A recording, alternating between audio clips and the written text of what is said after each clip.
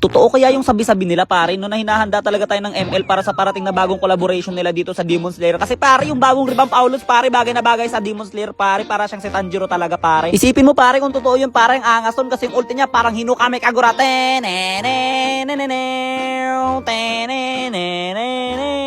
Tapos syempre pare, si Zenitsu magiging Lancelot pare, kasi yung ulti ni Lancelot, di ba bagay na bagay dun sa first form ng Thunder Breathing pare. Kaya naman dapat si Zenitsu talaga yun. Tapos sino pa ba? Si Martis pare, siya si Inosuke pare, kasi nagwawalain kapag nag-ulti, di ba? Tapos sakto dalawa talaga yung dala niyang sandata. Tapos pare, si Nezuko pwede siyang maging yung bagong revamp na Masha, kasi i-revamp na naman si Masha pare. Isipin mo, 5 beses ka na ni-revamp, nalibot mo na lahat ng role sa buhay mo. Ito na ang pang-5 revamp ni Masha. Kung totoo yung bali-balita about sa Demon Slayer pare, bibili talaga ako. Paano yung One Piece? Di ba may One Piece pang parating dahil kay Sora, tapos doon sa revamp ni Dora na para binagay kay Nami? Paano yun? Di ang dami na. Wow, ang dami ng collaboration na anime sa ML pare. Tsaka bakit walang magdedep sa akin dito? Tapusin ko to. Tatapusin ko to. Walang magdedep dyan, Wala talaga.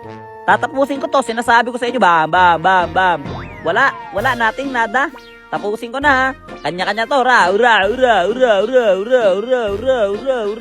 Teka, atake ng ganito kabilis si Tanjiro. Winner!